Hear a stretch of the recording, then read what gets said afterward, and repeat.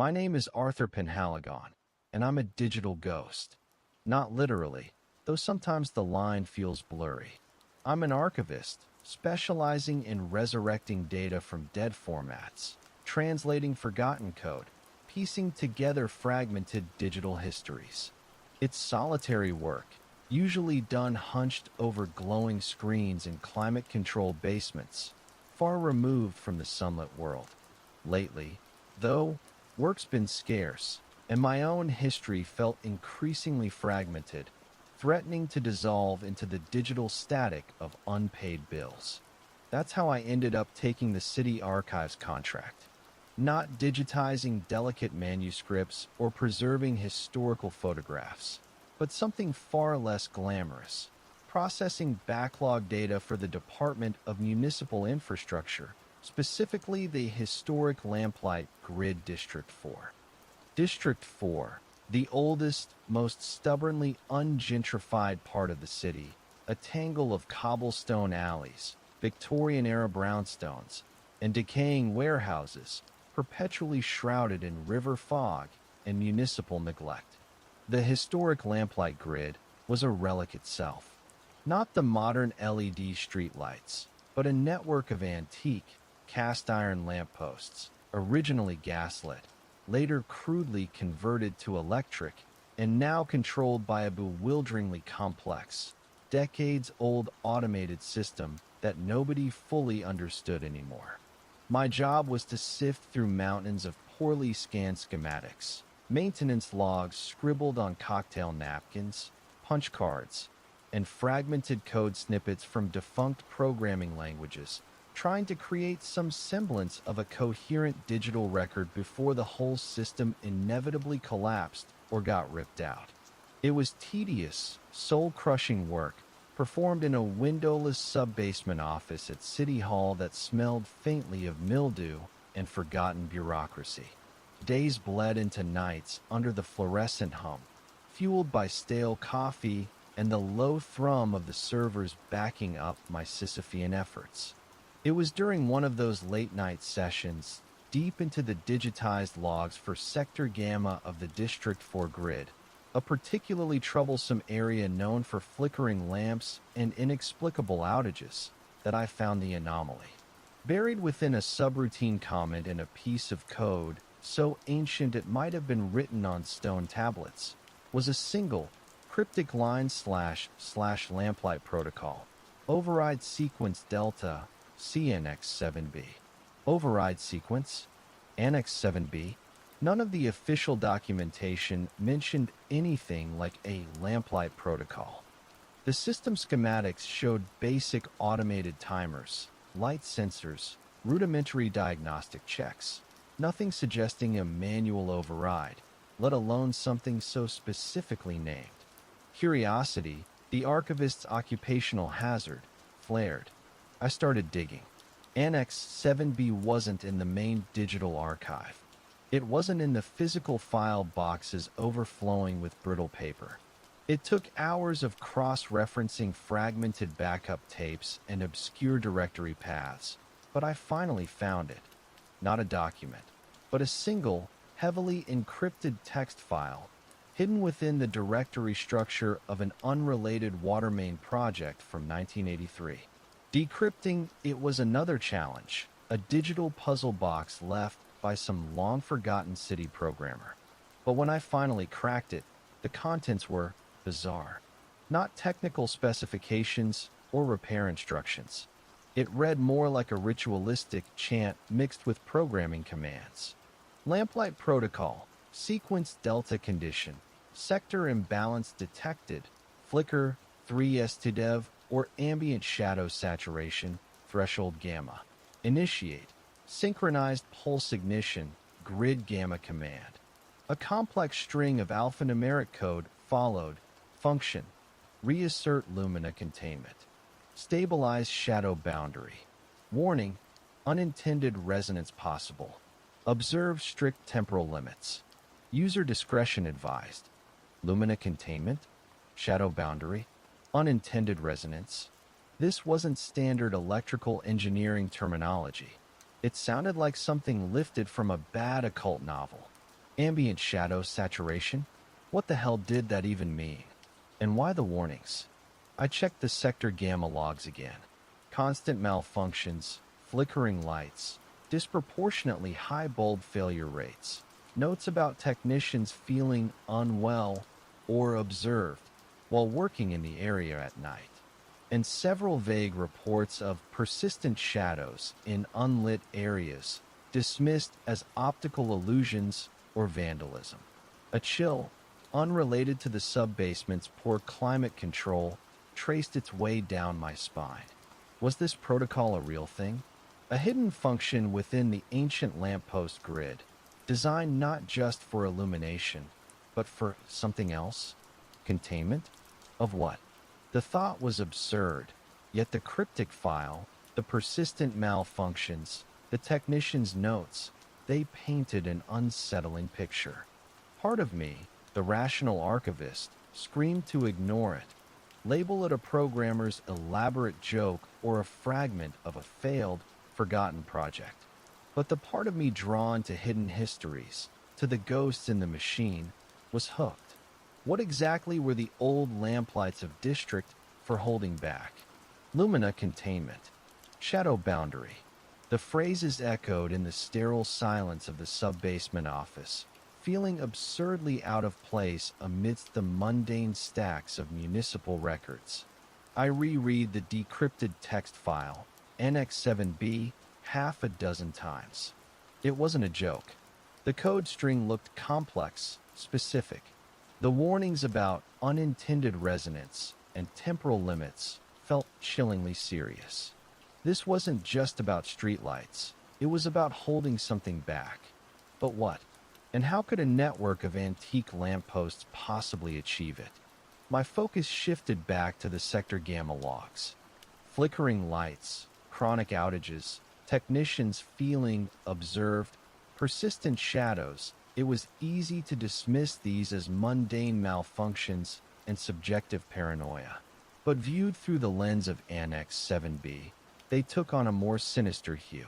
Was the flickering a sign of the sector imbalance the protocol mentioned? Were the shadows more than just tricks of the light, perhaps related to the shadow boundary? Driven by a need to see, to experience the context of these cryptic logs, I decided a field trip was in order. Waiting until well after dark, when District 4 would be at its most atmospheric, and when my absence from the sub-basement would be least noticed, I grabbed my camera bag, old habits die hard, and my trusty radio scanner, stuffing the printout of Annex 7B into my pocket. District 4 at night was like stepping into another era. The river fog, thicker here than elsewhere in the city, swirled down the narrow cobblestone alleys, muffling sounds, distorting distances. Modern streetlights were scarce. Illumination came primarily from the antique, cast-iron lampposts of the historic grid. Their light wasn't the clean white of LEDs, but a sickly, wavering yellow-orange, casting long, dancing shadows that seemed to writhe with a life of their own. I navigated using a printout of the sector gamma schematic, a confusing spaghetti diagram of interconnected posts and junction boxes. The air felt heavy, damp, charged with static electricity that made the hairs on my arms stand on end. My scanner, tuned to the frequency where I'd first heard the rhythmic static, remained stubbornly silent. Reaching the heart of Sector Gamma, a confluence of several particularly narrow, lightless alleys behind a row of decaying textile warehouses, the flickering was immediately apparent. Several lamps weren't just flickering randomly. They pulsed, their yellow light waxing and waning in a slow, almost hypnotic rhythm, slightly out of sync with each other. It created a disorienting, strobing effect in the fog-choked spaces. Condition: sector imbalance detected, flicker 3 STDEV. This had to be it. As I stood there, observing, camera raised instinctively, though photographing pulsing light in thick fog felt pointless. The feeling of being watched returned, stronger than ever. Not just a vague unease, but a distinct sensation of multiple presences lurking just beyond the edge of the weak lamplight, hidden within the absolute blackness of doorways and recesses between buildings. I swept my flashlight beam into the shadows. Nothing. Just damp brick, discarded refuse, swirling fog. Yet, the feeling persisted. Then, my scanner crackled to life. Not with the rhythmic static I expected, but with a burst of garbled, overlapping voices, distorted, layered, like dozens of people whispering frantically underwater. It lasted only a second, then cut out, leaving only normal, low-level static. My blood ran cold. Was that the unintended resonance the protocol warned about? Voices bleeding through from somewhere else, triggered by the imbalance? Looking back at the pulsing lampposts, I noticed something else. The shadows they cast weren't just long and distorted. They felt deeper, more absolute. Where the weak yellow light ended, the blackness seemed unusually profound, absorbing my flashlight beam with unnerving totality. Ambient shadow saturation, threshold gamma. It wasn't just darkness. It felt like a physical presence, a boundary.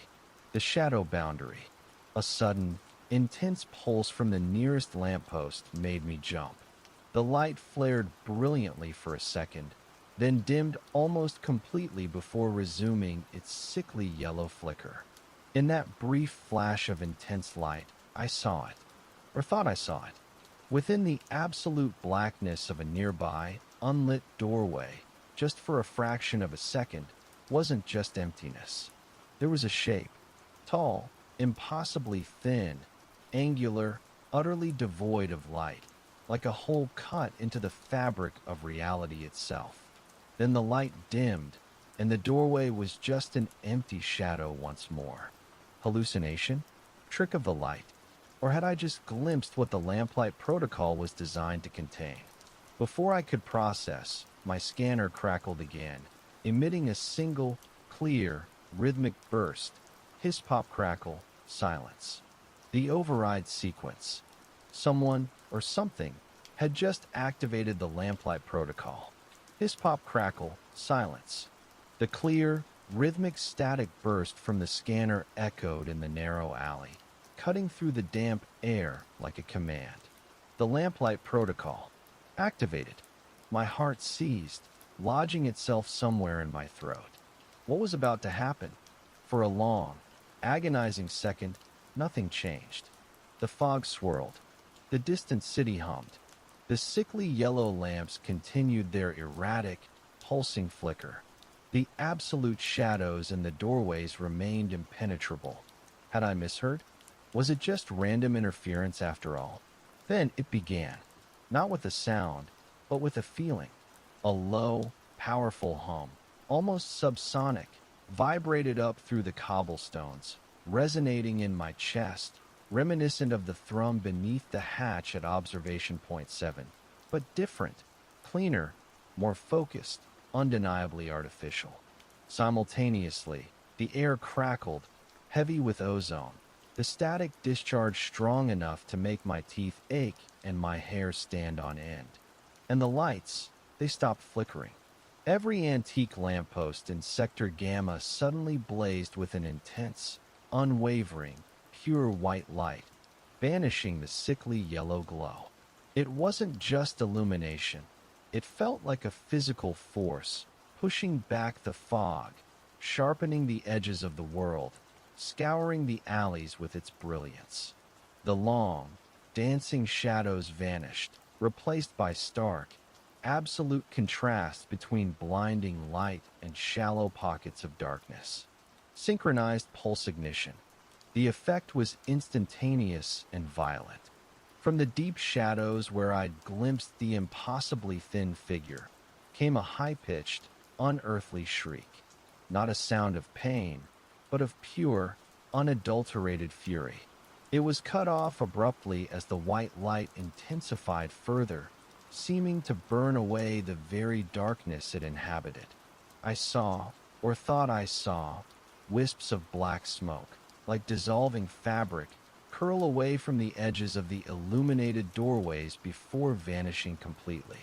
The intense white light held for perhaps 3 seconds, bathing the alleys in an almost painful brilliance, the low hum vibrating through everything. Then, just as suddenly as it began, it cut out. Darkness slammed back down, absolute and disorienting after the intense glare. The familiar, sickly yellow lamps flickered back to life, their wavering light seeming weaker, more pathetic than before.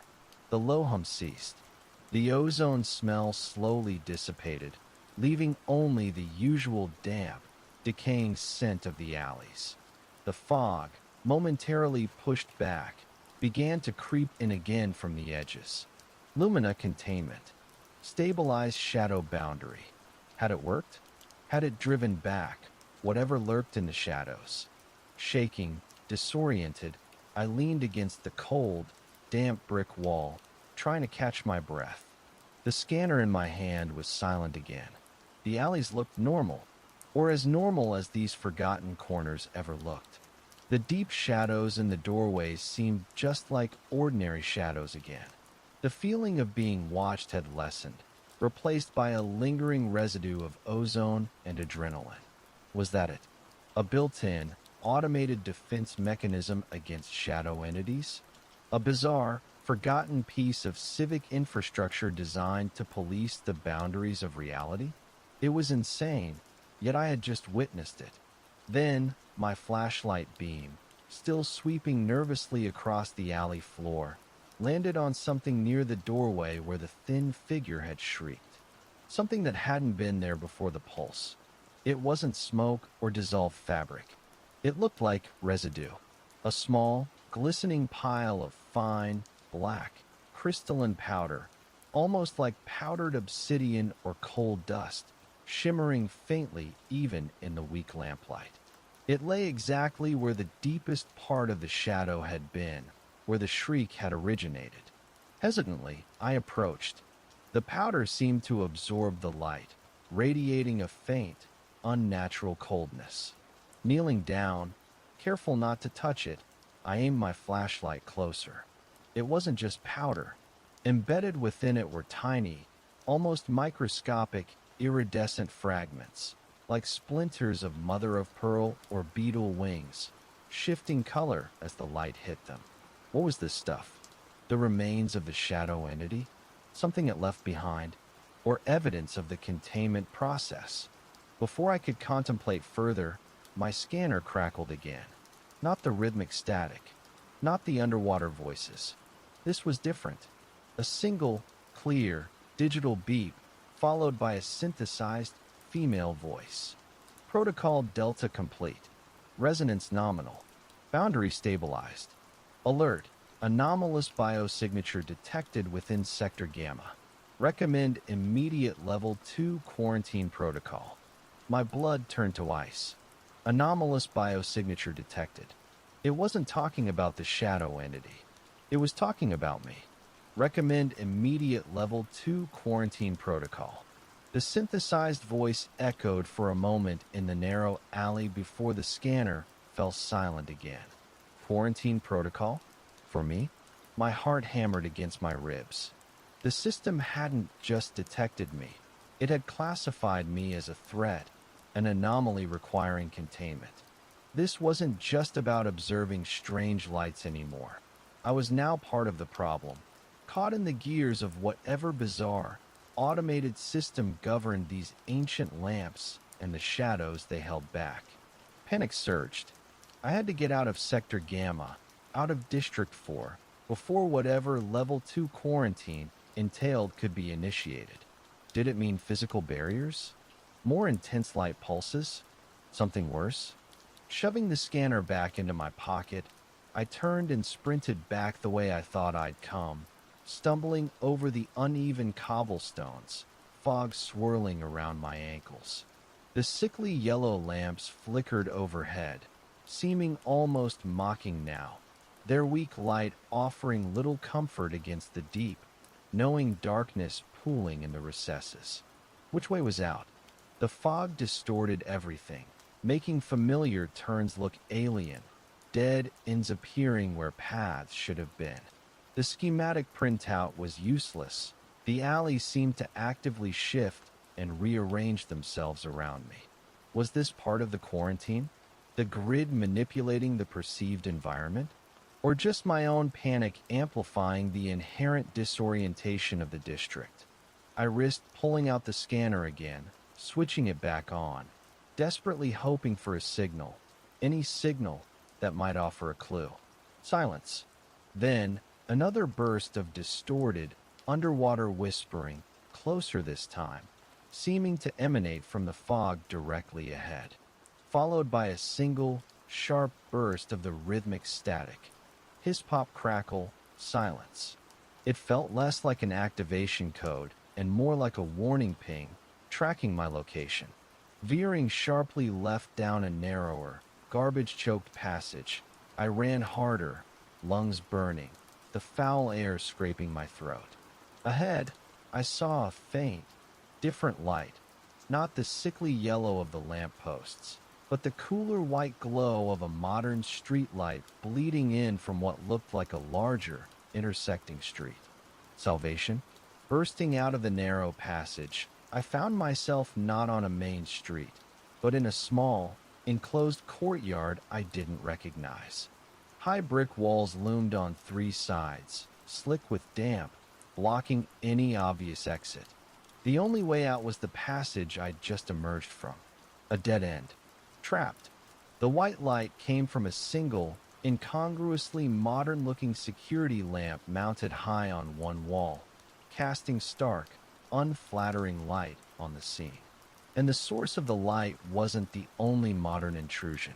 Set into the cobblestone center of the courtyard was another metal hatch, smaller than the one on the plateau, perhaps 5 feet square, but made of the same dark, non-reflective metal I'd seen lining the shaft beneath observation point 7. It bore no markings, but faint, intricate symbols, glowing with a soft blue light similar to the keeper's staff, pulsed rhythmically around its perimeter. And standing beside the hatch, waiting, was a figure. Not the impossible thinness of the shadow entity, nor the ancient stillness of the masked keeper. This figure looked mundane, utilitarian, dressed in dark, heavy-duty coveralls, like a city maintenance worker, face obscured by shadow and the downturned brim of a simple cap. They held a strange device, a thick metal rod topped with a complex array of what looked like tuning forks, humming faintly with contained energy. As I skidded to a halt, staring, the figure slowly raised its head. The face beneath the cap's brim wasn't human. Smooth, pale gray skin, devoid of features save for 2 large, completely black, multifaceted eyes, like those of an enormous insect. No mouth, no nose, just those unnerving, all-seeing eyes fixed directly on me. My breath caught. Was this city infrastructure personnel? Part of the team that maintained this bizarre system? Or something else entirely, intrinsically linked to the frequency, the hatches, the containment? Before I could move or speak, the figure raised the humming, fork-topped rod, aiming it towards me.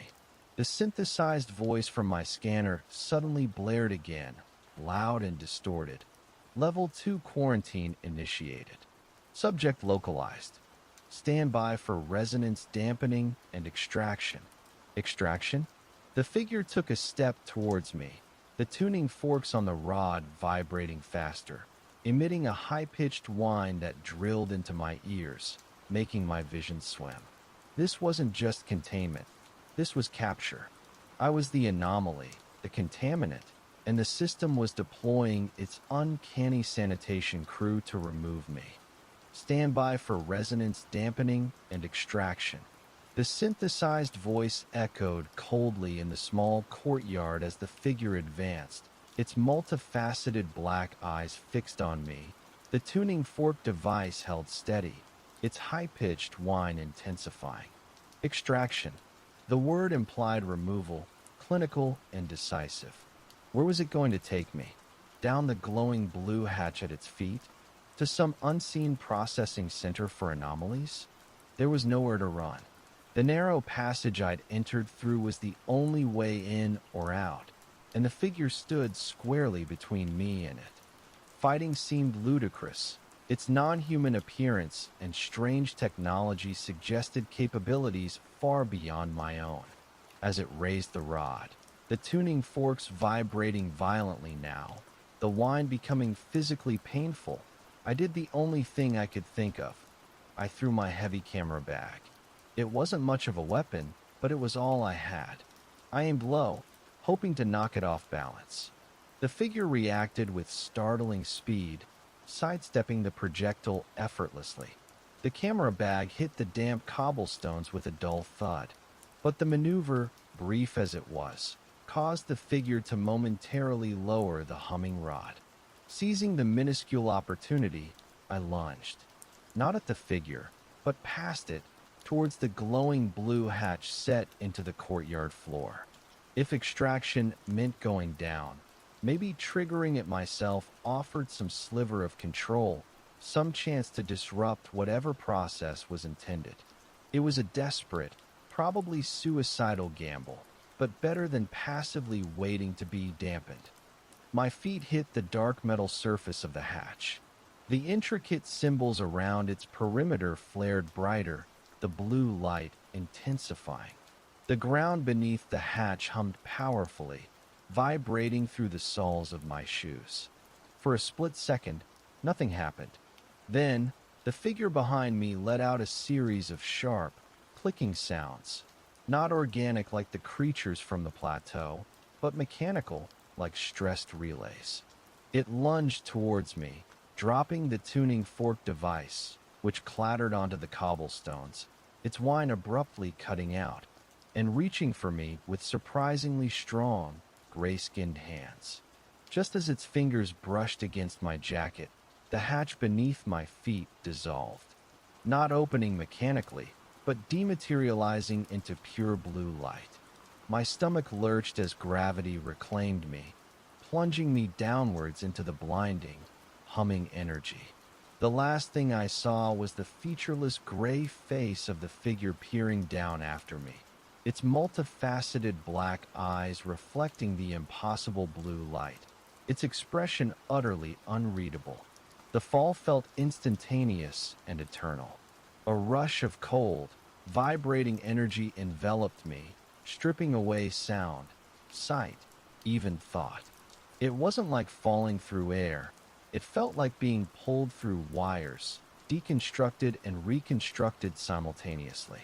The faint smell of ozone and salt water returned, stronger than ever. Then, with a jarring thump, I landed. Not hard, but abruptly, deposited onto a cold, smooth surface. The intense blue light faded, replaced by a dim, ambient green glow emanating from glowing panels set into the walls around me. I gasped, taking in my surroundings. I was in a tunnel, perfectly cylindrical, maybe 15 feet in diameter, constructed from the same non-reflective black metal as the shaft beneath observation point 7. It stretched away in both directions, curving gently out of sight, the green panels providing the only illumination. The air was cool, sterile, humming faintly with unseen machinery.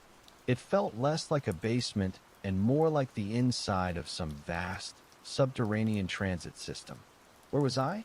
Miles beneath District 4? Still connected to Observation Point 7? Or somewhere else entirely?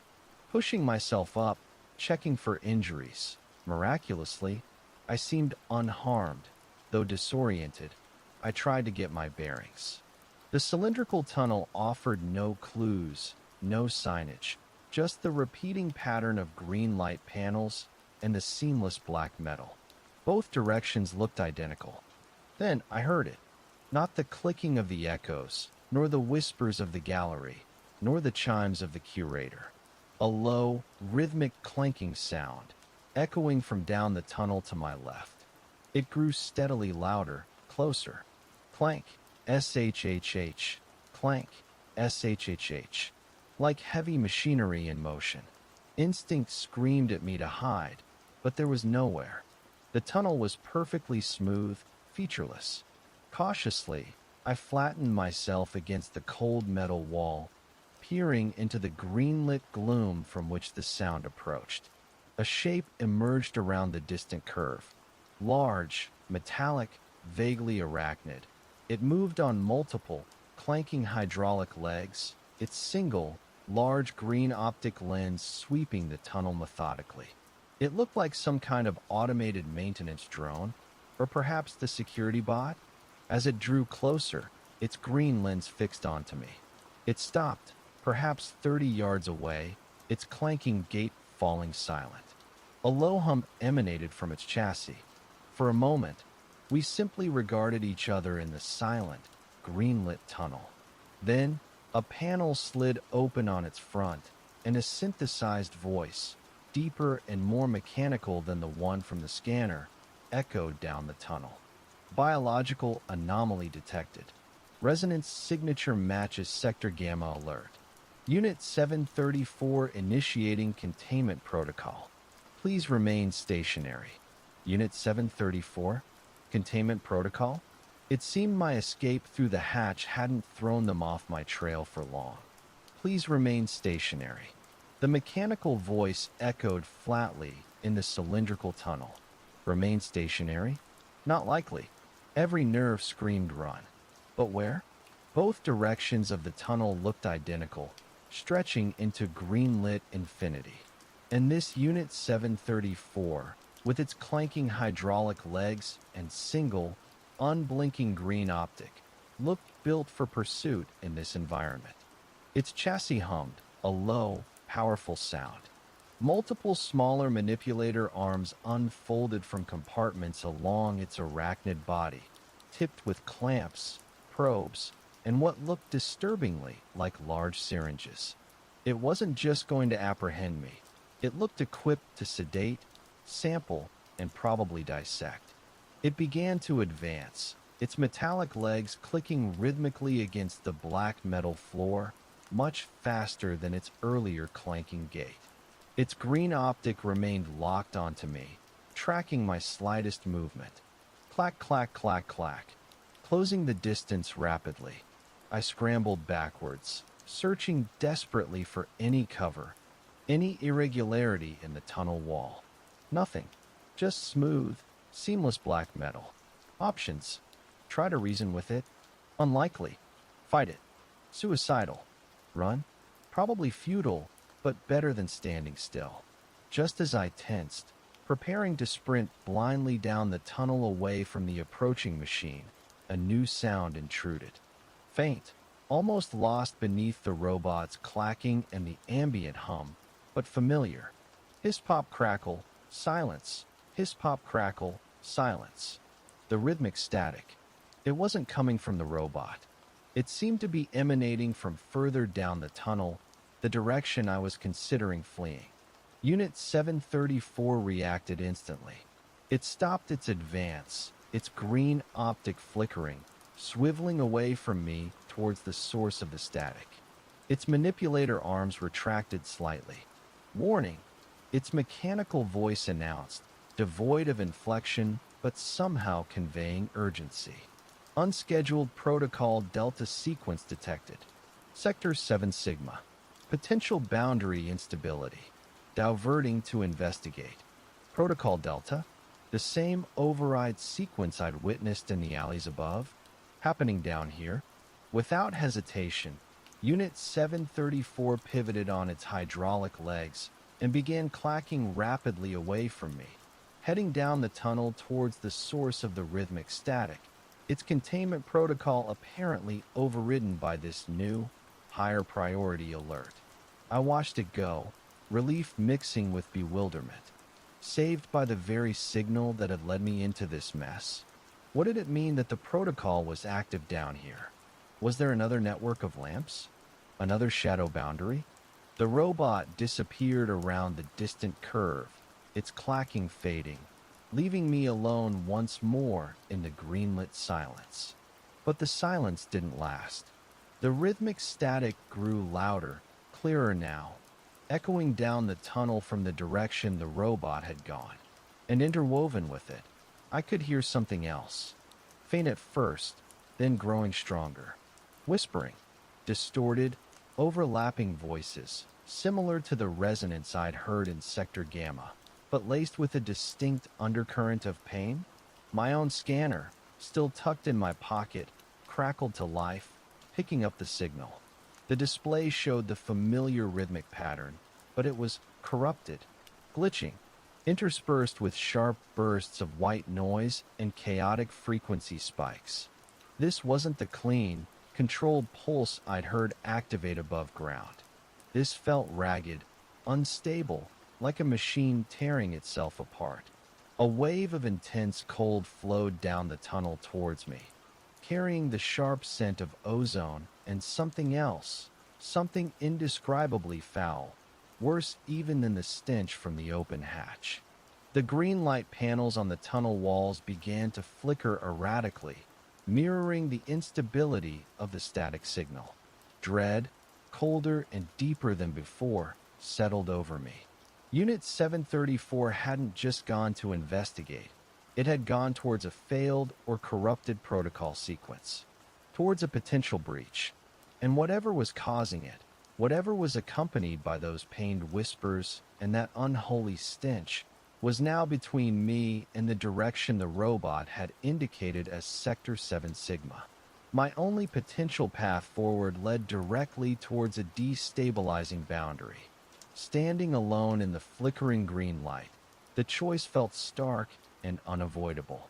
Retreat back down the tunnel meant heading towards the hatch I'd fallen through, towards the featureless gray worker and almost certain extraction. Forward meant heading directly into the heart of a corrupted Protocol Delta sequence, towards boundary instability, tormented whispers, and whatever had likely just dismantled a heavily armed security robot. Neither option felt remotely safe, but only one offered the slimmest possibility of understanding, of finding another way out of this subterranean nightmare. Forward it was, drawing a ragged breath that tasted of cold metal and decay. I started walking cautiously down the tunnel, towards the source of the glitching static and pained whispers. My salvaged flashlight felt pitifully inadequate, its beam swallowed by the oppressive black metal walls, barely augmenting the erratic green glow from the failing light panels. The further I walked, the worse the environment became. The rhythmic static from my scanner dissolved completely into harsh, chaotic bursts of white noise, punctuated by agonizing digital screams and the sound of tearing metal. The whispers intensified, swirling around me, clearer now, overlapping voices speaking of being torn, unmade, leaking. The stench became almost unbearable, thick with ozone, rot, and a sickeningly sweet odor like burning sugar and diseased flesh. The cold deepened, biting through my thin jacket, frost beginning to creep along the edges of the floor and walls despite the tunnel supposedly being deep underground. The green light panels flickered violently now, plunging the tunnel into momentary, absolute blackness before flaring back to life. In these brief flashes of darkness, the shadows seemed to move, stretching, elongating unnaturally, pooling in corners like thick, dark liquid. I caught fleeting glimpses of movement within them, sharp angles, impossible limbs, shapes that seemed to writhe just beyond the edge of perception. Were these the entities the Lamplight Protocol was meant to contain? The inhabitants of the shadow boundary, leaking through the failing containment field? Then, my flashlight beam landed on debris scattered across the tunnel floor. Twisted pieces of metal, scarred and blackened. A length of hydraulic tubing, sheared clean through, leaking viscous fluid. Fragments of what looked like a green optic lens. Unit 734. It hadn't just been diverted, it had been destroyed. ripped apart with incredible force. Whatever lurked ahead, drawn out by the corrupted protocol, was powerful and aggressive. My steps faltered. Turning back seemed almost rational now. But just as I hesitated, I saw it. Further down the tunnel, around the next gentle curve, the source of the disturbance became visible. It wasn't a damaged lamp or a control panel. It was the tunnel itself. A section of the seamless black metal wall, perhaps 20 feet long, was breached. It wasn't broken or cracked, but seemed to be dissolving, warping, flowing like molten wax, revealing glimpses of utter, starless void beyond. The edges of the breach flickered violently, spitting sparks of multicolored energy. The chaotic static screamed from this opening, accompanied by the tormented whispers, which now sounded like they were being forcibly pulled through the gap. This was the boundary instability. The Lumina Containment field, generated perhaps by the tunnel structure itself, had failed in this section, creating a raw, bleeding wound between realities. And something was coming through. Huddled near the center of the breach, partially obscured by the swirling energy and dissolving metal, was a figure. Small, childlike, curled in on itself. It seemed to be composed of pure shadow, yet simultaneously radiated a faint, sickly yellow light, the same disturbing color as the flickering lamps in the alleys above. It shuddered rhythmically, emitting low, pained whimpers that resonated beneath the louder static screams. It looked lost, vulnerable. Was this one of the shadow entities? Or something else entirely, drawn through the breach? Before I could process, another shape began to emerge from the void behind the childlike figure. Larger, angular, composed of the same absolute darkness I'd glimpsed in the alleyway doorway, but more substantial, coalescing, reaching with impossibly thin, shadowy limbs towards the whimpering child shape, not with comfort, but with predatory intent. The boundary wasn't just leaking whispers, it was allowing passage. And the hunter had followed the hunted into this sterile, metal passage beneath the city. Time seemed to stutter, caught in the chaotic energy pouring from the breach. Before me, the scene unfolded like a silent, horrifying tableau. The small, whimpering child shadow curled near the center of the dissolving wall section, radiating that sickly yellow light. Behind it, emerging slowly, deliberately from the starless void, the larger, impossibly thin predator shadow, its angular limbs extending, reaching. The tormented whispers that had filled the tunnel seemed to coalesce around the child figure, emanating from it now, while the larger shadow radiated only a profound, hungry silence and an intense, localized cold. My journalistic instinct, the ingrained habit of observing even in the face of terror, kept me frozen, watching. The larger shadow wasn't merely approaching the smaller one. It felt like a retrieval, like a shepherd, or perhaps a butcher cornering a stray lamb. The child shadow whimpered again, shuddering violently, pulling its shadowy form tighter, its faint yellow glow flickering like a dying candle flame against the encroaching absolute darkness of its pursuer. What was I witnessing? An escape? A capture? Some kind of interdimensional conflict playing out in this sterile tunnel beneath the city? And where did I fit in? The larger shadow seemed utterly focused on its prey, oblivious to my presence further down the tunnel. The breach itself pulsed erratically, spitting multicolored sparks, the chaotic static screaming, the metal walls groaning under the strain. The entire section felt profoundly unstable, threatening to collapse entirely. Then, the child shadow moved, not towards the larger entity, but scrambling sideways, away from the breach, deeper into the tunnel, towards me. It moved with surprising speed, a blur of flickering yellow light and condensed shadow, still emitting those low, pained whimpers. The larger shadow reacted instantly, abandoning its slow, deliberate emergence. It flowed. There's no other word for it. Through the breach, unfolding to its full, terrifying height within the tunnel. Easily 10 feet tall, impossibly thin, joints bending at unnatural angles. Its absolute blackness seeming to drink the flickering green light. It let out a low, guttural hiss and surged after the fleeing child shadow. Its movements fluid, silent, impossibly fast. They were coming right at me. Panic detonated in my chest. I spun around, intending to flee back down the tunnel, away from the breach, away from the pursuing nightmare. But as I turned, my foot slipped on something slick, unseen on the dark metal floor. The viscous fluid leaked from the destroyed Unit 734. My legs went out from under me. I crashed hard onto my back, the impact knocking the wind from my lungs, my flashlight skittering away into the gloom. For a moment, all I could see were the flickering green panels overhead, swimming in my vision. Then, the child shadow was there, hovering directly above me. Close up, it wasn't just shadow.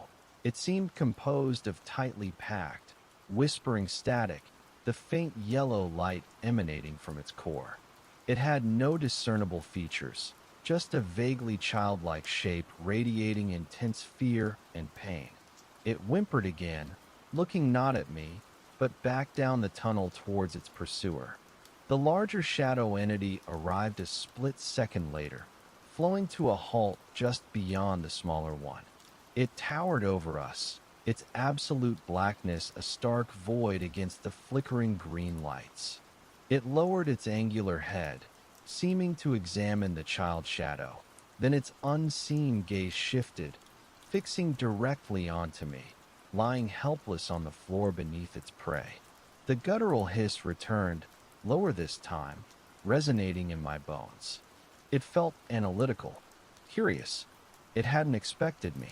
The child shadow whimpered again, pressing down slightly, as if trying to hide behind me, using me as an unwitting shield. The larger shadow extended one impossibly thin, multi-jointed limb towards me. Not fast, but slow, deliberate, exploratory. The tip, tapering to a point sharper than any needle, hovered inches above my face. I could feel the intense cold radiating from it, stealing the warmth from my skin, freezing the breath in my throat. I squeezed my eyes shut, bracing for the inevitable. This was it, caught between the hunter and the hunted, about to become collateral damage in a conflict I couldn't comprehend. The impossibly sharp tip of the shadow entity's limb hovered scant inches from my face, radiating a cold that felt like it was leeching the life forced directly out of me.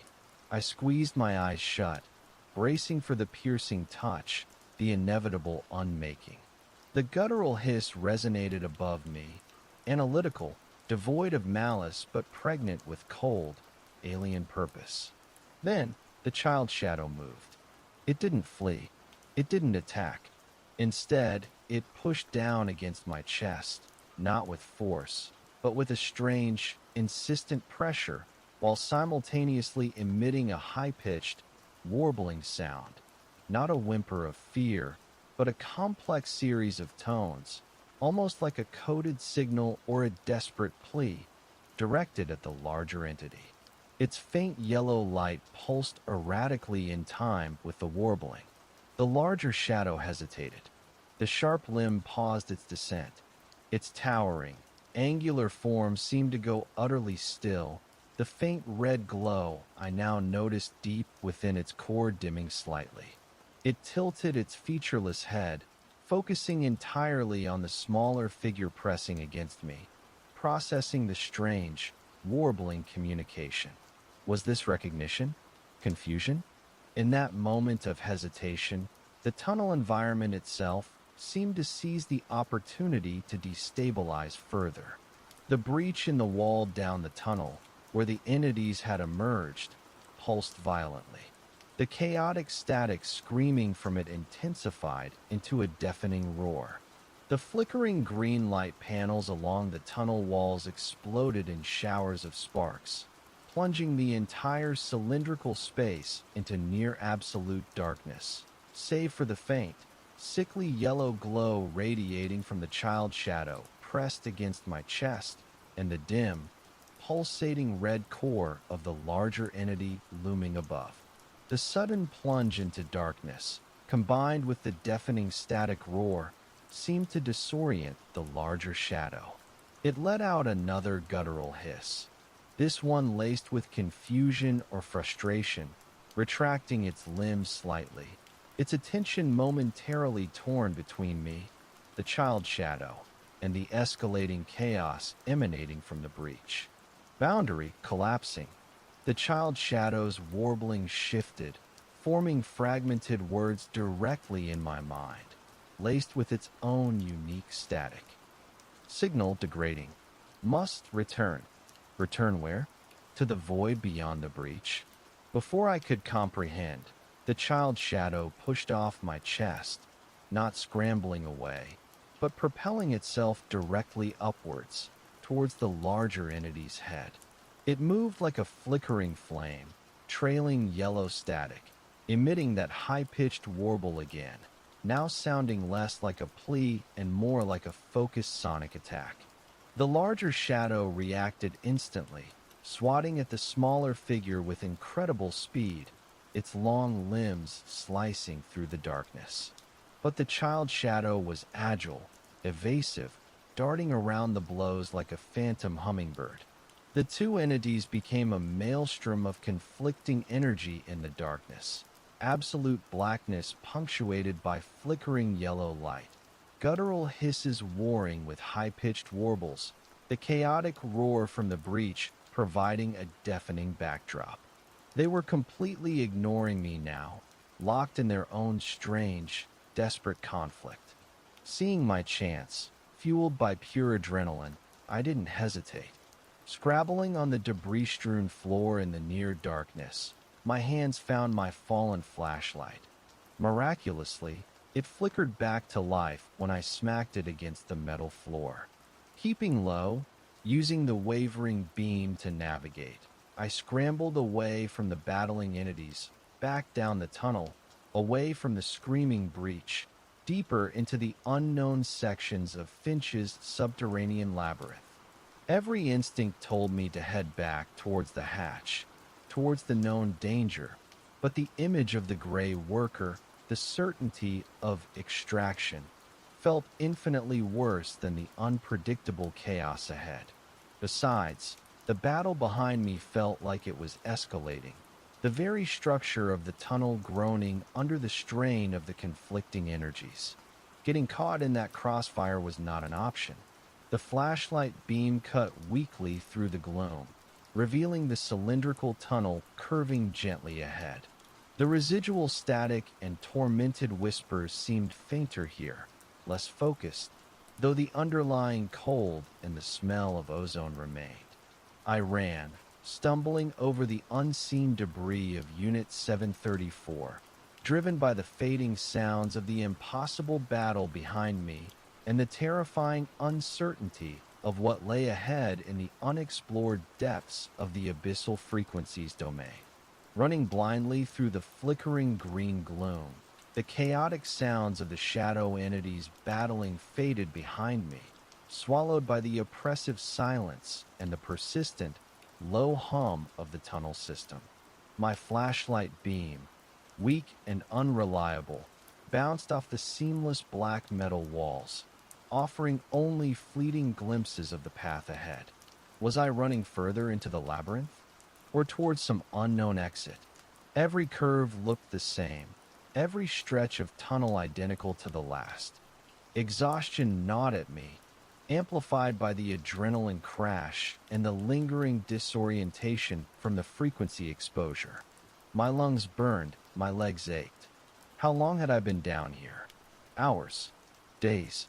Time felt fluid, unreliable, stretched thin by the resonant hum that seemed to emanate from the very structure around me. After what felt like an eternity of running, the tunnel began to change. The smooth, cylindrical black metal gave way to rougher, hewn rock interspersed with strange, glowing blue crystalline veins, similar to those described in Finch's journal regarding the keepers, pulsing faintly in time with the deep hum. The air grew colder, damper, smelling less of ozone and more of deep earth and mineral-rich water. The green light panels became sparser, replaced by the faint, ambient blue glow from the crystalline veins. Then, the tunnel opened abruptly into a vast, cavernous space. Not a natural cave, but clearly an excavated chamber, enormous in scale. High above, the ceiling was lost in darkness, but strange, complex structures hung down like metallic stalactites, glowing with the same faint blue energy as the wall veins. The floor was a network of grated metal walkways suspended over a chasm of absolute blackness, from which the deep, resonant hum emanated with overwhelming force. In the center of the chamber, supported by massive pylons that plunged into the darkness below, was a large, circular platform. Upon it sat something. It was difficult to make out clearly from the walkway entrance, perhaps 50 yards away, but it looked like a colossal, multi-layered gyroscope, or orrery, crafted from the same black metal and glowing blue crystal. Intricate rings rotated slowly, silently, around a central core that pulsed with intense blue light, casting shifting geometric patterns across the cavern walls. It felt like the heart of the machine, the central engine generating the abyssal frequency Finch's core made manifest. Was this the source? The equation machine itself? As I stood there, mesmerized by the impossible scale and alien beauty of the device, a faint sound reached me over the deep hum. Voices, not the tormented whispers from the breach, nor the synthesized commands of the system. These sounded human, muffled, distant, but undeniably human conversation, echoing strangely in the vast chamber. Hope surged, sharp and unexpected. Finch's team? Survivors? Other researchers trapped down here? Cautiously, I stepped onto the grated walkway, moving towards the central platform, towards the source of the voices. The walkway vibrated slightly beneath my feet in time with the core's deep hum. The voices grew clearer as I approached the platform. Two distinct speakers, male, calm, almost conversational, discussing complex equations, resonance patterns, harmonic decay. Finch's work? Reaching the edge of the circular platform, I peered around one of the massive support pylons. Two figures stood near the base of the colossal gyroscope, backs partially turned to me, seemingly engrossed in their discussion, gesturing occasionally towards the rotating crystalline rings. They wore old-fashioned lab coats, stained and worn, over simple trousers and shirts. One was taller, thinner, with receding gray hair. The other, shorter, stockier, balding. Instability in the delta sequence is propagating, the taller one was saying, his voice echoing slightly. Feedback loop is approaching critical. Finch's initial parameters were too conservative. The keepers warned him. The shorter one replied, shaking his head. The resonance requires balance, not amplification. This constant input cycle, it's thinning the boundaries irrevocably. Keepers, input cycle, boundaries. They were talking about the system, about Finch, as if it were all current. As if decades hadn't passed. My blood ran cold. Temporal distortion? Or were these echoes? Ghosts trapped in a loop? Then, the taller figure paused, mid-sentence. He tilted his head, slowly turning away from the gyroscope, away from his companion, towards me. His face came into view. Pale, gaunt, eyes wide with a look of dawning, horrified recognition that mirrored my own shock. It wasn't Finch. It was me. or rather, an older, spectral version of myself, decades worn, trapped in a phantom conversation at the heart of the abyssal engine. Before I could even scream, the spectral me raised a trembling hand, pointing directly at me across the platform, his mouth opening in a silent, agonizing warning. And from the absolute blackness of the chasm beneath the platform, something immense, ancient, and utterly indifferent began to stir, alerted by the presence of two anomalies where there should only be one. Seeing my own face, aged, spectral, trapped in this impossible chamber, shattered the last of my composure. A strangled cry escaped my throat. The spectral me didn't react with sound, only with that silent, agonized warning. His trembling fingers still pointed directly at me, eyes wide with a terror that transcended time. His companion, the shorter, stockier figure, slowly turned, his expression mirroring my double's horrified recognition. Two echoes of a future self, trapped in a loop, witnessing their past about to be consumed. The stirring from the chasm beneath the platform intensified. It wasn't a physical movement, not yet, but a pressure, an immense, ancient presence unfurling in the absolute blackness, radiating waves of cold indifference and vast, unknowable intellect.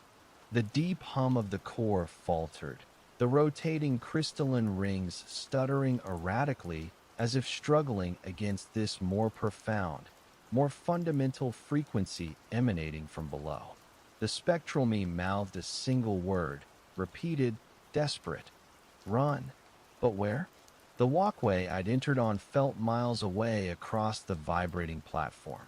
The core pulsed violently now, the blue light shifting, corrupting, shot through with veins of the same sickly yellow I'd seen at the breach, the same color radiating from the child's shadow. The machine wasn't just observing. It felt like it was reacting to the entity below, destabilizing, its containment protocols failing entirely. Then, from the darkness of the chasm, something began to rise. Not fast, but with the slow, inexorable certainty of a tide turning. No distinct shape at first, just a deeper blackness coalescing, blotting out the faint residual light from the core's lower structures. It felt vast, geometrically impossible, like a segment of the starless void itself extruding into the chamber. The two spectral figures beside the core reacted with utter terror now. They weren't just warning me. They were trying to flee themselves, scrambling backwards, away from the rising abyss, towards the opposite side of the platform, their forms flickering, destabilizing, threatening to dissolve entirely in their panic. My own legs finally obeyed. I turned, sprinting back along the vibrating metal walkway towards the tunnel entrance, ignoring the screaming protest of my muscles, ignoring the impossible sight unfolding behind me. The tunnel represented the only path, however perilous. But I hadn't taken more than a few steps when the core pulsed again, a violent surge of corrupted yellow-blue energy. The metal walkway beneath my feet bucked violently. A section just ahead of me, between me and the tunnel entrance, simply vanished, dematerializing into swirling static, leaving a gaping hole overlooking the churning blackness rising from the chasm below. Trapped on the platform, the spectral figures had already dissolved into faint wisps of light on the far side, absorbed perhaps by the core's instability or the entity's approach. I was alone, facing the heart of the machine and the abyss it barely contained. Slowly, I forced myself to turn back. The blackness had risen level with the platform now, a pool of absolute void spreading outwards from the center, beginning to engulf the base of the stuttering core. And within that blackness, eyes opened. Dozens of them. Not physical eyes, but points of cold, ancient light, arranged in complex, non-Euclidean patterns, all focusing on me with chilling, analytical indifference. The true intelligence behind the frequency, the equation, the hollow, whatever name Finch or the keepers gave it, was finally manifesting. And it saw me, the anomaly, the input, the interloper.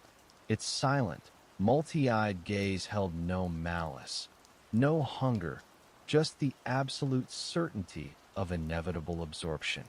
The equation would be balanced. Staring into those myriad points of cold, ancient light felt like gazing into the heart of a dying star, an intelligence so vast and indifferent it barely registered my existence beyond my status as an anomaly, a variable disrupting its cosmic equation. The absolute blackness continued its slow, inexorable spread across the platform, engulfing the base of the core, which now pulsed erratically, its internal blue light flickering, succumbing to the encroaching void. The deep hum faltered, replaced by a low, guttural grinding sound from the chasm, like continents shifting deep beneath the earth. This was the end. Annihilation, absorption, integration. The spectral versions of myself had vanished, perhaps reabsorbed into the core or simply blinked out of existence by the entity's emergence. There was no escape. The walkway was broken. The entity filled the space before me. My hand tightened, not on a weapon, but on the smooth, cold metal of my flashlight, the only tool I had left. Useless. Then, my fingers brushed against something else in my pocket. Finch's dog tag. OBS.7, Residential Team A. The key that had started this final descent. Contaminant. Finch Echo. An idea sparked, utterly insane, born of pure, primal terror colliding with the fragmented clues I'd gathered. Finch's Echo. My resonance. The machine reacting to the tag. The entity below, the source, perhaps, of the equation itself. What if the blackness was closer now, only feet away, the cold emanating from it absolute, stealing the breath from my lungs?